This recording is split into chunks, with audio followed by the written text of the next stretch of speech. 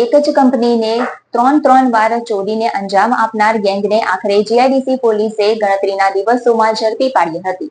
અંકલેશ્વર પટેલનગરના 6 ચોર સાથે માલ લેનાર અને આપનાર મળી 8 ઇસમો ઝડપાયા હતા. પોલીસે ચોરીને 3.92 લાખનો મુદ્દેમાલ પણ પોલીસે રિકવર કર્યો હતો. અંકલેશ્વર જીઆઈડીસીમાં આવેલ સ્ટીલ ફેબ ઇક્વિપમેન્ટ કંપનીમાં 15 દિવસના ટૂંકા ગાળામાં તસ્કરો 3 વાર ચોરીને અંજામ આપીને લાખો રૂપિયાની ચોરીને અંજામ આપ્યો હતો. જે અંગે કંપનીના હસમુખભાઈ પંચાલ દ્વારા જીઆઈડીસી પોલીસ મથકે ફરિયાદ નોંધાવતા પોલીસે 3.92 લાખની માલમત્તાની ચોરીનો ગુનો નોંધી તપાસ શરૂ કરી હતી અને કંપનીના સીસીટીવી ફૂટેજના આધારે ટેકનિકલ સર્વેલન્સ શરૂ કરી હ્યુમન ઇન્ટેલિજન્સની ટીમ એક્ટિવ કરી હતી.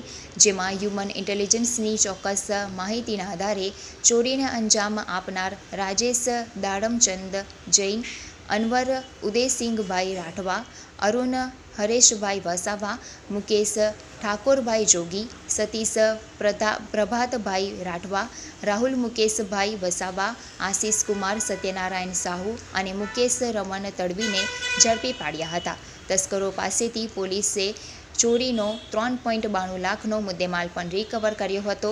તમામને કોર્ટમાં રજૂ કરતા કોર્ટ દ્વારા 3 દિવસના રિમાન્ડ મંજૂર કરતા પોલીસે તેની વધુ પૂછપરછ શરૂ કરી.